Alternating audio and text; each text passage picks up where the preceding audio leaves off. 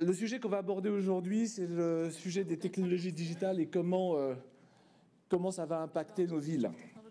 Il y a un certain nombre de choses qui sont en train d'arriver et la question qu'il faut se poser, c'est est-ce qu'on est prêt à surfer? Alors je vous propose de regarder quelques-unes de ces vagues. La première, beaucoup d'objets connectés, ce qu'on appelle l'Internet des objets. Ce n'est pas une petite vague. On annonce 26 milliards d'objets connectés en 2020, d'autres disent 30 ou 50. Bref, c'est une énorme vague qui se profile dans un horizon assez proche. De quoi s'agit-il? Tout simplement de faire en sorte que chaque objet parle non seulement de lui-même, mais aussi de son contexte. Vous avez ici un compteur d'eau qui parle de lui-même, donc de l'eau qui coule, et aussi du contexte, c'est-à-dire la température, la position, la météo, tout un tas de choses afférentes et contextuelles. Multiplié à l'échelle d'une ville, vous avez une immense quantité de données qu'on appelle le big data, bien sûr, et qui nous permettent, nous, de connaître beaucoup mieux et beaucoup plus précisément ce qui se passe. Alors, à quoi ça sert? Ça sert à comprendre ce qu'on fait. Une fois qu'on a compris, ça sert à modéliser. Alors, sachez que de temps en temps, c'est l'inverse. C'est-à-dire qu'on modélise d'abord et on comprend ensuite. Et ça, c'est la beauté de l'intelligence artificielle qui permet de se nourrir de tout un tas de données que nous, ici, nous ne comprenons pas. Et l'ordinateur nous dit, finalement, c'est ça qui est en train de se passer. Donc, peu importe le sens des deux premières flèches, une fois qu'on a compris et modélisé, ou modélisé et compris, on peut donc anticiper ce qui va se passer.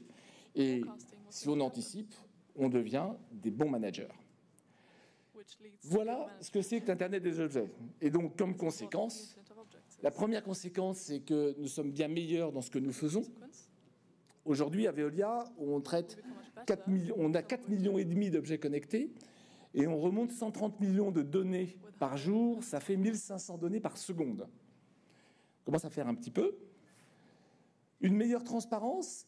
Une fois que toutes ces données donnent des informations accessibles à tout le monde partage la même information. Et ça, c'est très important d'avoir un fond commun de compréhension de ce qui se passe. Et enfin, une fois que tout le monde comprend la même chose, on peut mieux utiliser les services qui nous sont proposés. Mieux utiliser aussi bien quand on est le maire d'une ville que quand on est un citoyen. Loin de poser les deux choses, d'ailleurs, vous allez voir qu'elles sont parfois cohérentes. Ici, vous avez quelques exemples d'un tableau de bord qu'on publie pour le réseau d'eau de la ville de Lyon. Et en bas, une application mobile qui permet de détecter si vous avez des fuites chez vous et de vous prévenir ou si vous consommez trop d'eau. Et ça, dans la poche de votre téléphone. Enfin, dans votre téléphone qui se trouve dans votre poche. Quand est-ce que ça va arriver? On vous dit qu'on a aujourd'hui des millions d'objets. Je vous ai parlé au début de milliards d'objets.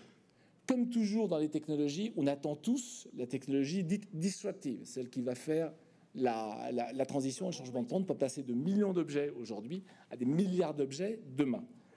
C'est dans pas longtemps et nous travaillons très dur pour que cette technologie disruptive arrive l'année prochaine. Donc, évidemment, nous sommes qu'en 2015, donc je ne peux pas encore vous en parler, mais stay tuned, comme on dit, restez branchés. 2016 devrait être une grande annonce sur ce sujet-là. Qu'est-ce qu'on dit finalement de cette première vague? Elle pourrait soutenir ce qu'on appelle la Smart City 1.0 pour une analogie avec le web. Énormément d'informations, on fournit beaucoup d'infos et beaucoup de données, ce qui permet de donner une vision globale de la ville, de synchroniser l'ensemble de nos services et enfin de proposer des interactions avec chacun des citoyens. Ça a quoi comme conséquence macro? Meilleure résilience, comment on réagit mieux à des crises climatiques, meilleure santé environnementale, une vie quotidienne facilitée. On l'oublie aussi, nos citoyens, nos habitants des villes ont parfois perdu par la complexité de la ville. Et puis évidemment, des opérations bien plus efficaces et une meilleure sécurité. Voilà la première vague grosse qu'il va falloir encaisser. Et ce n'est pas la seule. En voici une deuxième. Je pense que ces logos vous parlent, au moins quelques-uns d'entre eux. Qu'ont-ils en commun? Ils parlent de gens. C'est des gens qui échangent avec des gens. On est donc sur une vague qui s'appelle la sharing economy ou l'économie circulaire ou l'économie de partage, qui est maintenant possible grâce à toutes ces applications mobiles. La taille de cette vague, pas mal non plus. En 10 ans, on pense que le chiffre d'affaires de l'économie circulaire sera égal au chiffre d'affaires de l'économie de location. Alors là, je cite un PwC, c'est en bas disparu. Tout ça, ce sont des études proposées par des consultants. Est-ce que ça va vraiment arriver à cette heure-là, à cette date-là ou plus tard? Nous ne le savons pas vraiment, mais on ne peut pas l'ignorer. De quoi s'agit-il, l'économie circulaire? Encore un coup, on parle de technologie. Cette technologie permet de donner un peu plus de capacité aux hommes, ce qui leur permet à leur tour de partager avec des amis, ou pas des amis d'ailleurs, d'autres individus. Je vais donner 3 exemples. En haut, vous avez une application mobile qui permet de donner de l'argent à quelqu'un d'autre, donc sans passer par un virement de compte à compte, voilà, très simplement.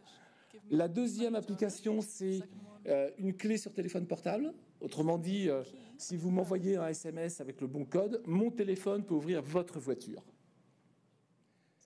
Le troisième exemple, c'est la fameuse batterie Tesla. Alors, j'aurais pu citer Bolloré, je m'en excuse par avance. La fameuse batterie Tesla qui rend le panneau solaire utilisable puisqu'elle stocke la nuit ce que le panneau solaire produit le jour, ce qui permet de lire le soir quand on a besoin de lumière. C'est exactement l'équivalent de ce qu'on a vu de Bolloré. Ça a quoi comme impact? C'est ce qu'on appelle, nous, les consommateurs deviennent des prosumers, c'est-à-dire à la fois des producteurs et des consommateurs. Donc la même personne, le même acteur économique est à la fois un consommateur et un producteur. Qu'est-ce que ça veut dire? La première chose, c'est qu'on va encore améliorer l'efficacité. Pourquoi? Tout simplement parce que tout le monde, j'allais dire, va être au boulot. Tout le monde va faire des choses qui l'intéressent lui. Donc vous allez passer d'un mode de délégation à un mode de coopération. La deuxième chose, c'est que vous allez construire des communautés fortes autour d'intérêts économiques partagés. J'ai donné ici 2 exemples, l'environnement et l'eau, donc des communautés qui sont soit très sensibles à l'écologie de l'environnement, le tri sélectif par exemple, soit à la consommation d'eau et l'économie des ressources d'eau. Et enfin, ça risque d'amener la question de repenser les infrastructures, et là je vous parle à vous, mesdames et messieurs des villes, des infrastructures faites pour des réseaux de distribution massifs ne sont pas forcément adaptées à de la distribution point à point entre individus. Ne croyez pas que ça ne concerne que l'énergie, ça concerne absolument l'ensemble des secteurs auxquels la vie s'intéresse. Vous pouvez placer sur chacun des pôles d'intérêt d'une ville une ou plusieurs applications mobiles et derrière donc un ou plusieurs business associés à chacun des cas particuliers présentés ici.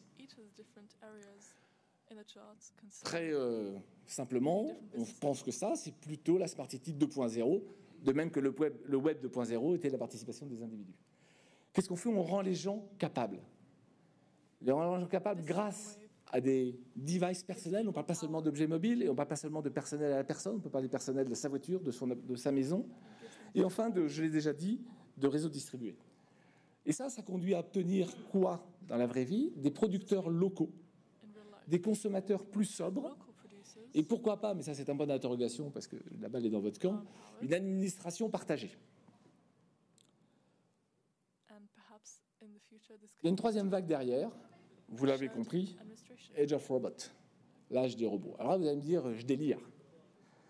C'est quand même une grosse vague. Ça, c'est le Washington Post du mois de juin. Dessus, vous avez Gartner qui vous dit qu'un tiers des jobs dans le monde, dans 10 ans, seront remplacés par des robots. Et à côté, Forrester dit que c'est la moitié des jobs aux États-Unis qui seront remplacés par des robots. Toujours dans le même horizon de temps.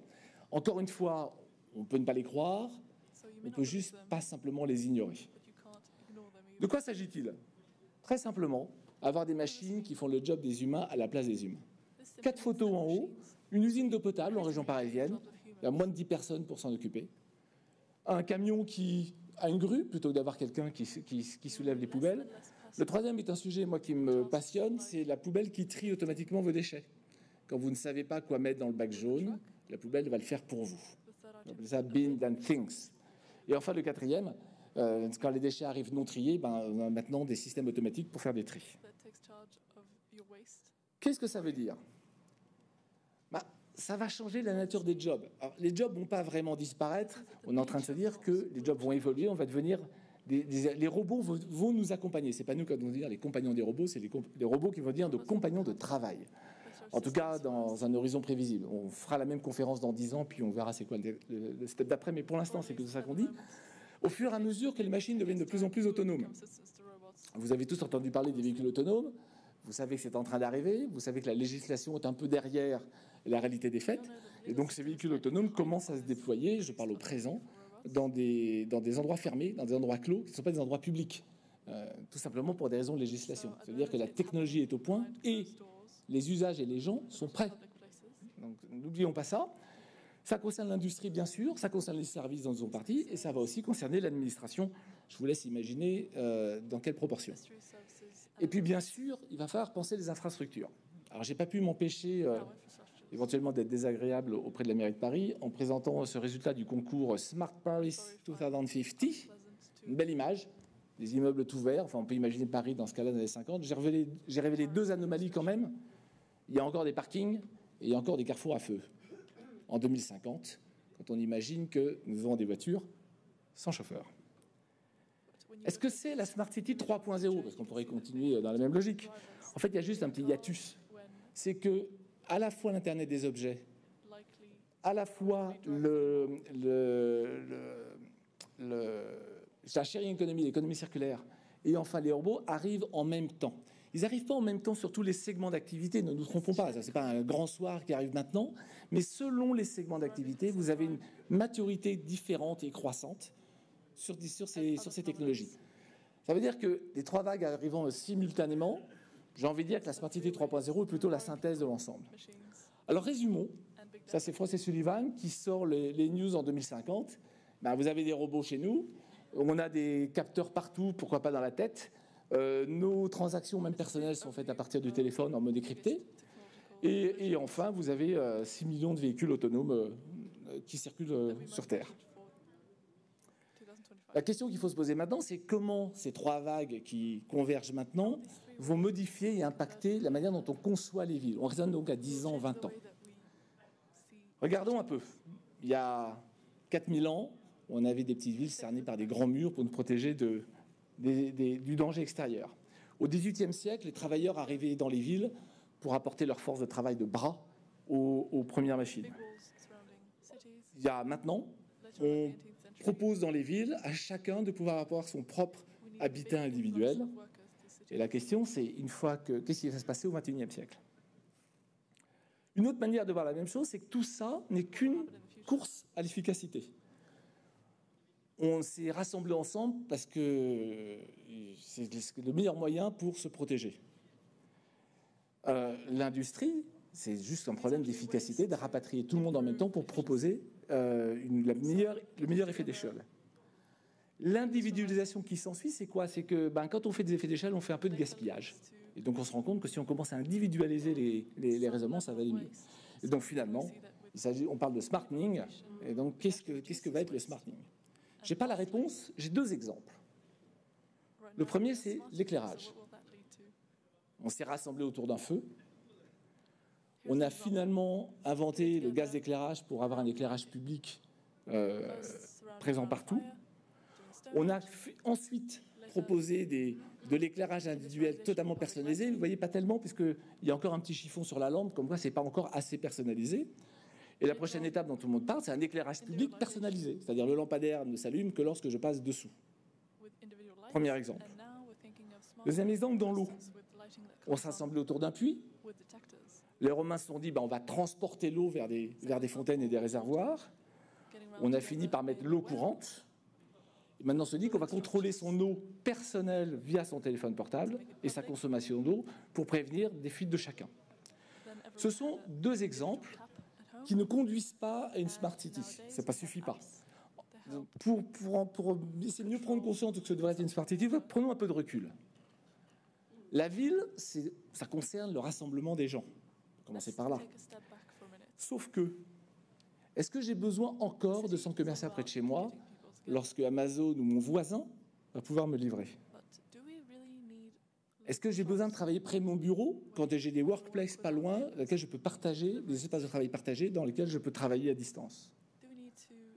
Est-ce que j'ai besoin d'une école? Je conscience d'être un peu provocatif, provocateur. Est-ce que j'ai besoin d'une école à côté quand les MOOC se multiplient? Et maintenant, vous savez que Harvard vous permet d'avoir un MBA sans jamais aller à Harvard.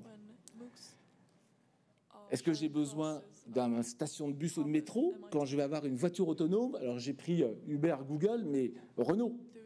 N'importe quelle voiture autonome pourra m'emmener où je voudrais sans avoir besoin de l'avoir garé à côté ou sans avoir besoin de chercher un arrêt pour attendre un véhicule. Dans 50 ans, on se dira, mais les pauvres. Est-ce que j'ai besoin d'un théâtre? Vous savez très bien que quand on regarde la télé maintenant, on a son mobile, sa tablette, et on échange avec ses amis en parallèle. Donc j'ai bien un échange social alors que je suis chez moi. Et puis la dernière, ça c'est pour ma femme qui est médecin. Est-ce que j'ai besoin d'un médecin pas loin alors que je vais probablement avoir une santé monitorée? Alors je pensais être provocateur encore une fois, pardon, en disant ça. C'est dans le journal aujourd'hui, Sanofi et Google. Google va faire des systèmes de monitoring de diabète pour que Sanofi puisse mieux savoir quoi vendre comme médicament. On ne fait pas que rêver. Et donc, finalement, la distance n'est plus forcément un problème. On rassemblait les gens dans des villes pour être proches. La distance n'est plus forcément un problème. Pour conclure, pendant très longtemps et encore aujourd'hui, nous nous reposons sur la ville pour fournir des services et pour organiser notre vie ensemble. Il se trouve que le savoir est en train de changer. Il quitte nos têtes pour aller dans des machines. L'organisation est en train de changer. Nous savons nous auto-organiser grâce à un certain nombre de services qui proposent de réunir des gens entre eux sans avoir besoin d'un leader. Et enfin, le travail est en train de changer puisque des robots sont en train de faire des choses. Ce qui veut dire que autour du territoire, plutôt que de chercher à fournir et à organiser, je propose que la Smart City s'intéresse plutôt au sens à donner, au vivre ensemble. C'est ça que je voulais vous dire, c'est une proposition. Et nous, tout ce qu'on peut dire, vu de Veolia, c'est qu'on a quelques planches de surf et qu'on serait très heureux de participer à la réflexion avec vous. Je vous remercie.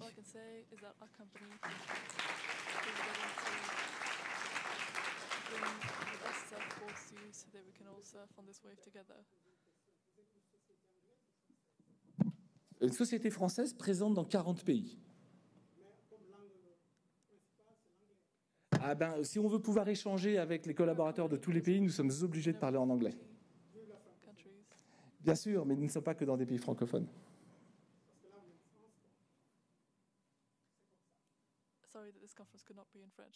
Des questions? Pas de questions. Bah, écoutez, je vous remercie. Je rends la salle au conférencier suivant. Merci beaucoup.